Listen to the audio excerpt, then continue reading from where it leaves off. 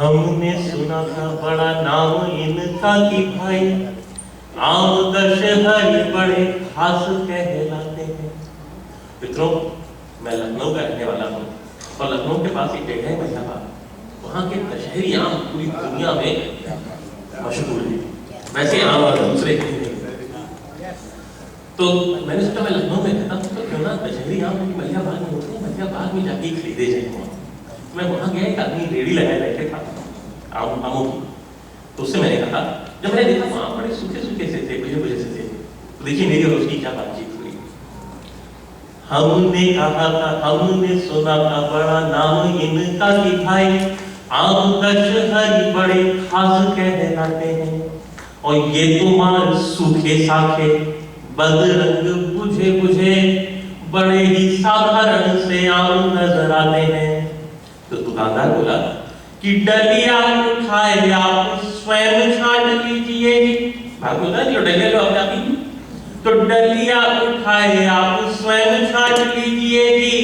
आम लोग इन्हीं में से बीन बीन खाते हैं। और गोरे बाबुओं का मैंगो शेक बनने के लिए सारे अच्छे आम अमेरिका चले जाते हैं। गोरे बाबुओं का मैंगो शेक बनने के लिए सारे अच्छे आम अमेरिका चले जाते हैं। बहुत अच्छा है। तो आप सभी अच्छे आमों को प्रणाम करते हैं। जो मैंगो शेक बनने की प्रक्रिया में है उनको प्रणाम करते हैं। जो मैंगो शेक बन चुके हैं उनको भी प्रणाम। आज बड़ा गर्व का विषय है कि महादेवी वर्मा की युगावतार सुशीला जी आज हमारे बीच में यहाँ पर हैं। मुझे बहुत अजीब लग रहा है कि जब मैं मंच पर होता हूँ और इतने श्रेष्ठ लोग मंच के नीचे बैठकर सुन रहे होते हैं। आज मेरे बहुत प्रिय कवि नौशाद असरार जी जो है मुझे मिले और वो भी श्रोताओं में कहीं हैं। यदि वो हो तो एक बार खड़े हो जाए ताकि हम लोग उनके लिए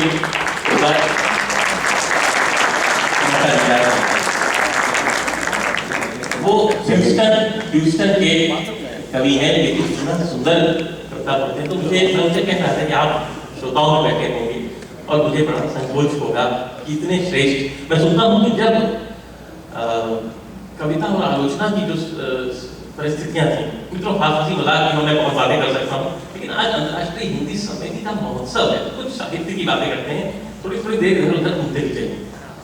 जब आचार्य रामचंद्र शुक्ल आलोचक होते थे, तो जब निराला जी काव्य पाठ करते थे तो आचार्य रामचंद्र शुक्ल मेले में जाकर नीचे बैठकर उनका काव्य पाठ सुनते थे। वो दौर था जब कविता आलोचना की चिंता करती थी और आलोचना कविता की।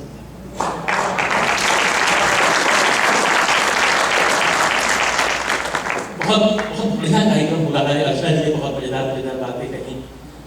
वैलेंटाइन डे की कविता सुनाई, सासू माँ पे कविता सुनाई। और ये जो विषय है, ये ऐसे विषय के हृदय के बहुत करीब रहते हैं। और सासू माँ के विषय में तो एक बार एक सास के 3 दामाद थे और 3 दामाद तीनों जो है अपनी सास को इम्प्रेस करने लगे रहते थे कैसे। तो एक बार सास जो है पहला दामाद को लेकर नियाग्रा फॉल घुमाने गए। सास का पैर फिसल गया, सास गिर पड़ी, दामाद फट से टूट गया और पैर के पीछे गिर गया। सास बहुत खुश हुई, सास ने मर्सिडीज बेंज गिफ्ट कर दूसरे दामाद को लगा ये चाहिए, दूसरा दामाद फिर उनको नियाग्रा फॉल घुमाने के लिए फिर गिर गया। अभी सास के पास थोड़ा पैसा कम हुआ तो उन्होंने होंडा एकॉर्ड, तीसरा दामाद जो था वो भी लेकर गया, फिर गिर गई सास। तीसरा दामाद बोला अभी तो मुझे सेकंड हैंड टोयोटा ही मिलेगी, तो वो नहीं मिला, सास रह गई। उसके बाद पति ने मतलब ससुर ने उसको एक चार्टर प्लेन दी।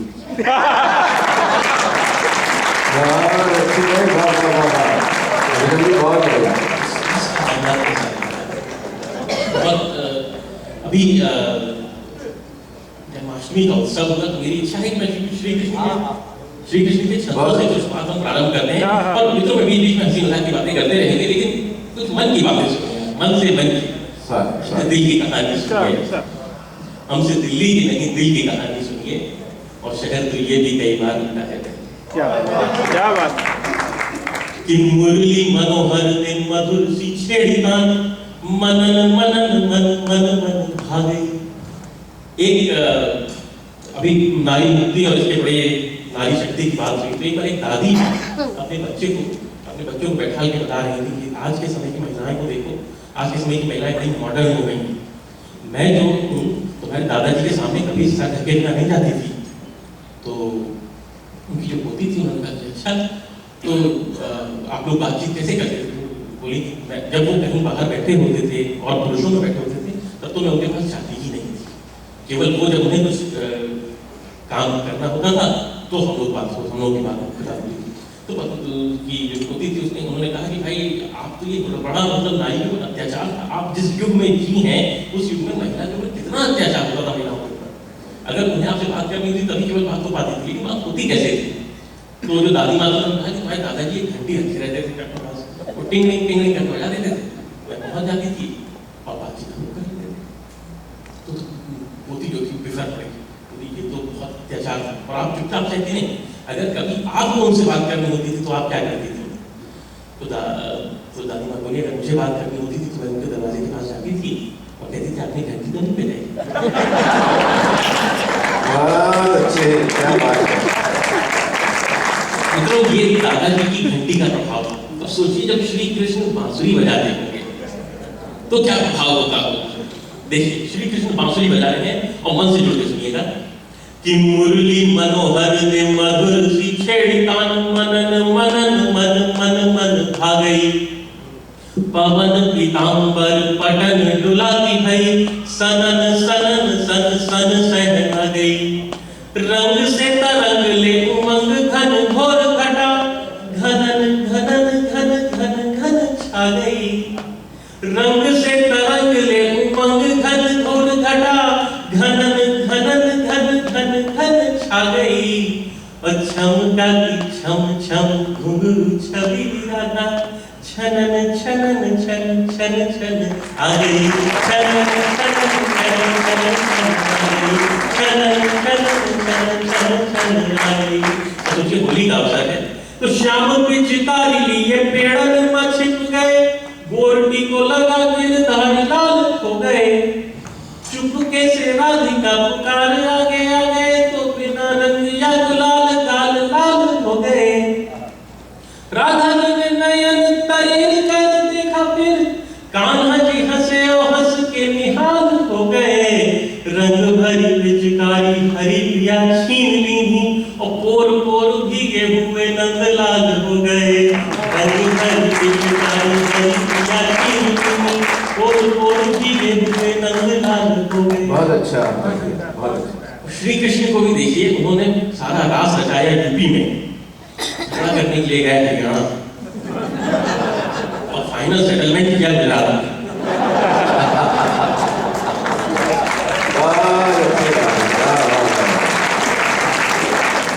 और मुझे तो ये पता चला है कि आपकी जो संस्था है तो उसके कोषाध्यक्ष जो है वो भी गुजराती समाज से इस साल लोग अभी तो चिंता नहीं करो, भारत के भी कोषाध्यक्ष वहीं से आ रहे हैं।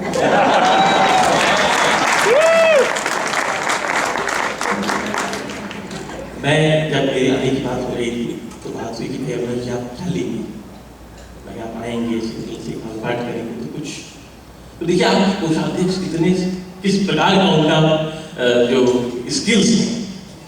तो मैंने कहा कि भाई आप गजेंद्र सोलंकी जैसे बड़े नाम को बुला रहे हैं, इतने बड़े कवि आते हैं, आप उनसे $100 कम दे दीजिएगा। बोले तभी आ जाओ बिना भाई, गजे भाई ₹100 में आ जाओ।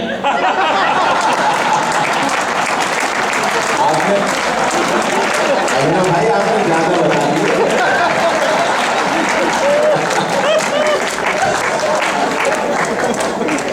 अभी क्या है राजीव भाई, एक बार गए दिल्ली, तो एक बार गए दिल्ली दिल वाली घूमने को, सबसे पहले सोचा लाल किले जाना चाहिए, ऑटो किया पहुंचे, किराया था 50 रुपए, 30 रुपए दे के बोले 5 रुपए लाइए। ऑटो वाला बोला ऐसा काम मत कीजिए जी, हुए हैं 50-25 न टिकाइए। इस पर आपके कुछ अध्यक्ष महोदय बोले कि आप भी तो ऑटो में ही बैठ कर आए हैं। बढ़िया है, बढ़िया है।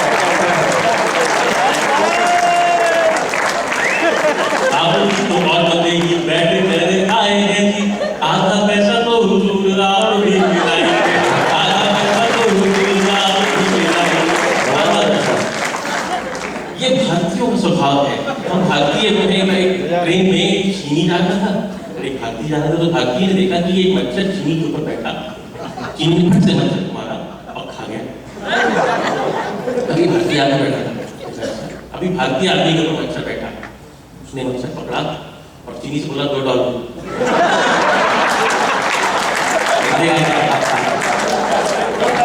ये भारतीय आदमी ही कर सकता है, और भारत में भी गुजरात प्रदेश में है। श्री कृष्ण के फाइनल सेटलमेंट में तो श्री कृष्ण की ही कथा बहुत लगता है। एक बड़ा सुंदर प्रकरण आता है श्री कृष्ण की कथा में कि जब राधा रानी के साथ हमने उनके प्रेम का देखा कि वो किस तरह गोपिकाओं के साथ श्री कृष्ण गोकुल में रहते हैं, फिर वो मथुरा जाते हैं, युद्ध करते हैं, कंस को परास्त करते हैं, कंस को वध करते हैं और फिर वहां फंस जाते हैं। अब बहुत दिन हो गए हैं उन्हें गोकुल छोड़े हुए, तो उनके मन में भी गोपियों से मिलने की इच्छा है और उधर गोपियां भी उनके विरह में व्याकुल हैं। तो श्री कृष्ण भी व्याकुल होते हैं, तो वो चाहते हैं कि मैं भी गोकुल वापस लौट जाऊं, तो वो वापस लौटने की तैयारी करते हैं। तो श्री कृष्ण के एक मित्र हैं, बड़े ब्रह्मज्ञानी हैं, उद्धव नाम है। तो उद्धव श्री कृष्ण से कहते हैं कि तुम मोह में मत जाओ, और वो जो लोग हैं गोपिकाएं वो भी मोह में फंसी हुई हैं, मैं जाकर उनको समझाकर आ जाता हूँ और वो मैं एक बार समझा दूंगा और उनको बता दूंगा कि ब्रह्म क्या है, ज्ञान क्या है, जीव क्या है, मोह क्या है, उसको समझ में आ जाएगा और ये बिना मतलब की चीज से वो बात करेंगे। लेकिन तो थोड़ी गूढ़ कविता है, मैंने कुछ ब्रज भाषा के शब्दों का प्रयोग करने की कोशिश करी। बहुत अच्छा। ये प्रसंग है। श्री कृष्ण कहते हैं कि तुम जाओ तो लो मेरा पत्र ले जाओ, लेकिन तुम उन्हें मना नहीं पाओगे। तो उद्धव जो है इसको चैलेंज की तरह लेते हैं, कहते हैं कि तुमने ये कैसे कह दिया कि मैं नहीं मना पाऊंगा उनको गोपिकाओं को, मैं जो कि इतना श्रेष्ठ ज्ञानी और वो गांव की रहने वाली, तो मैं तो मना ही नहीं पाऊंगा। तो उद्धव जाते हैं और उद्धव जब है पत्र लेकर जाते हैं, तो अनेक कवियों ने, सूरदास ने, मीराबाई ने, अनेक कवियों ने इस प्रकरण का, इस प्रसंग का अपने उसमें व्याख्या करी। देखिए एक कवि कहते हैं कि जब वो पत्र लेकर जाते हैं सब गोपिकाएं जो है पत्र छीनती हैं और पत्र के अनेक टुकड़े हो जाते हैं और जिसको जो टुकड़ा मिलता है वो लेकर रोने लगती है। आज के कवि को जो पूर्ववर्ती कवि कह गए उससे आगे बात पढ़ानी चाहिए, तो मैंने कोशिश की है। देखिएगा कि वो पत्र का टुकड़ा लेकर गोपी रो रही है और उद्धव खड़े हुए हैं और देख रहे हैं। आप समझिए कि मैं वो गोपी हूँ जो रो रही है, गोपी रो रही है। बहुत अच्छा। कि कान्हा गए हाय कान्हा सिवा हमें को पहचाने। कान्हा वही गोकुल छोड़ के चले गए। कान्हा गए हाय कान्हा सिवा हमें को पहचाने। और प्रेम की फांस हिया अटकी और उद्धव आए गए बहिलाने। हमारे तो दिल में प्रेम की फांस अटकी हुई है, हमें बहलाने आए हैं कि प्रेम की फांस दिया अटकी है उद्धव आए गए बहिलाने। ब्रह्म ज्ञान बखाने लगे हम तो मुरली धुन ही पहचाने। क्या बात है, अच्छा है बहुत।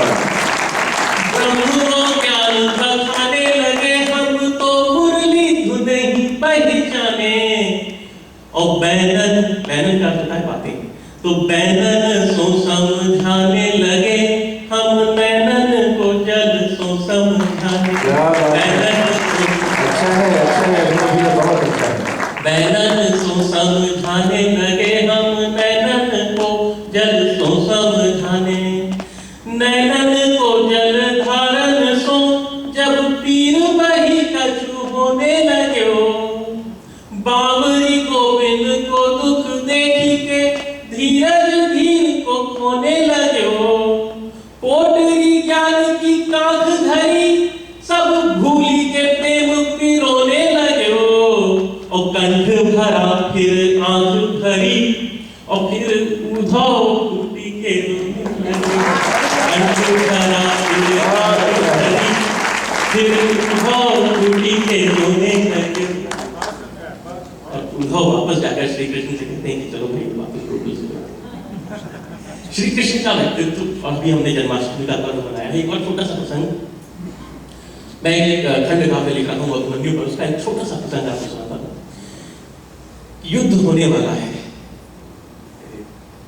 दुर्योधन कृष्ण भगवान के पास मदद मांगने के लिए द्वारका गए। कि भाई युद्ध होने वाला है तो कृष्ण तो मेरी बुआ के बेटे हैं, मेरी मदद करेंगे। और कृष्ण भगवान सो रहे हैं तो दुर्योधन उनके मस्तक के पास बैठ जाते हैं। अर्जुन भी कृष्ण भगवान से मदद मांगने आते हैं और उनके चरणों के पास बैठ जाते हैं। कृष्ण भगवान सो के उठते हैं, देखते हैं कि अर्जुन बैठे हैं, पहले अर्जुन से कहते हैं कि अर्जुन मांगो, तुम क्या मांगते हो? कृष्ण भगवान कहते हैं कि एक ओर है अस्त्र शस्त्र सज्जित मेरी सेनाएं, हाथी घोड़े रथी सारथी भाले प्रत्यक्ष जाएं, सेनाओं के धन बल वैभव मेरी द्वारका के पुर में जितना है, सेनाओं के साथ रखा है पड़ले में उतना है। बहुत अच्छा। अपनी इस काया से दूजा पड़ला आज भरूंगा और शस्त्र नहीं उठाऊंगा, मैं युद्ध भी नहीं करूंगा। मांगो, सोचिए, लॉजिकली सोचिए, बुद्धि लगाकर सोचिए कि एक आप जाते हैं किसी वीर पुरुष के पास जो अपनी सारी सेना सारा धन एक पकड़े कर देता है और दूसरी तरफ कहता है मैं हूं और मैं युद्ध भी नहीं करूंगा, शस्त्र भी नहीं उठाऊंगा। अर्जुन ने वो तत्क्षण अपना निर्णय प्रभु को सुनाया। बोला कि सेनाएं, अर्जुन बोला कि सेनाएं कब हर पाती जग का संताप, मुझे निकट रहने दे प्रभु, दूर न करेंगे आप। अर्जुन को एक क्षण नहीं लगा ये निर्णय लेने में कि मुझे सेनाएं चाहिए, धन चाहिए, कि श्री कृष्ण चाहिए। जब जब जीवन में अंधियारा कष्टमयी होता है, तब तब मानव से मानव का प्रेम विजयी होता है। रोम रोम पुलकित होकर जब करता है सम्मान, तब दुनिया को मिलता प्रभु से पुण्य प्रतिष्ठित, तब दुनिया को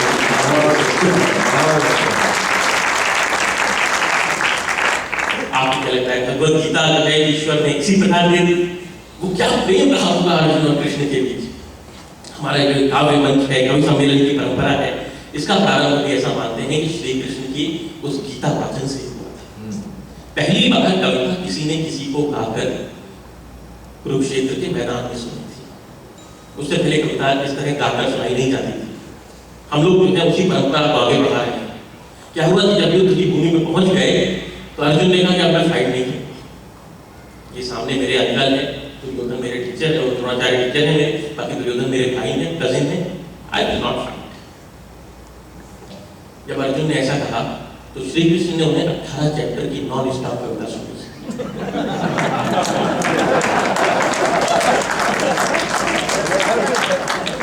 फिर बोला बेटा अब लड़ेगा कि और सुनाओ।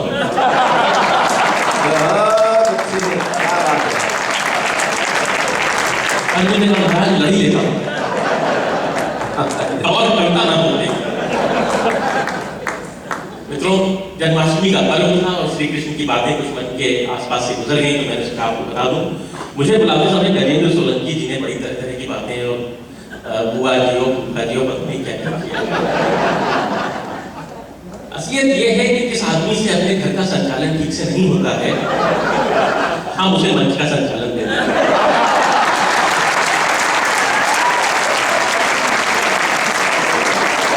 बिल्कुल ठीक कहा अभिनव भाई, लेकिन मैं आपकी जनरल नॉलेज के लिए बता दूं कि आप अपने घर का संचालन देके देख सकते हैं, वहां का भी अच्छा ही करूंगा।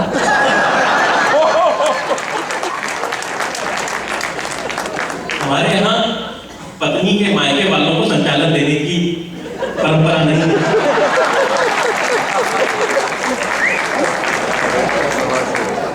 ये अभी बातचीत चल रही थी, ये जो वैलेंटाइन है, ये बॉयफ्रेंड का प्राणी जो पाया जाता है मायके में ही पाया जाता है। मुझे तो कभी कभी ऐसा लगता है कि आपके यहाँ रक्षाबंधन और वैलेंटाइन डे एक ही दिन मनाया जाता है।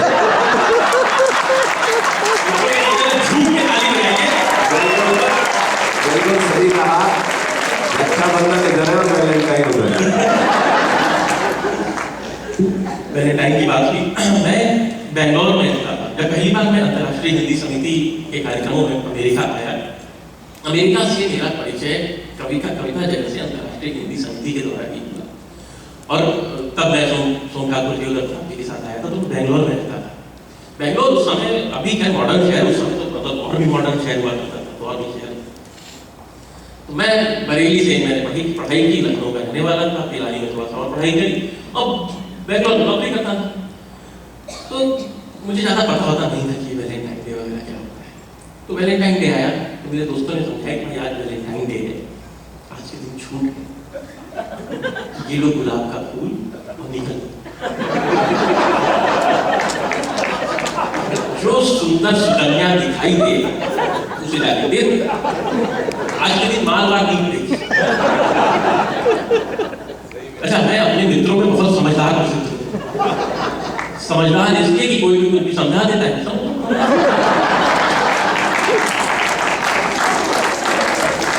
उन्होंने मुझको समझाया, मैं समझ गया, अब मैं फूल लेके निकल पड़ा। और जो पहली सुकन्या मुझे मिली उनको जाके मैंने वो फूल दिया। और देखिए फूल देके मैंने, शायद मैं कवि हूं तो अपनी कविता में कुछ कहूं उनसे। फूल देके मैंने उनसे छंद सुनाया, सुनिएगा। मैंने उनसे कहा कि सागर जो जल बिन, पोखर कमल बिन, प्रश्न बिन हल जैसे दीप बिन तब है। क्या बात है। सागर जो जल बिन, पोखर कमल बिन, प्रश्न बिन हल जैसे दीप बिन तब है। बाग जैसे बैठा सागर जो जल बिन, पोखर कमल बिन, प्रश्न बिन हल जैसे दीप बिन तब है। बाग जैसे फूल बिन, ब्याज जैसे मूल बिन, बच्चे बिन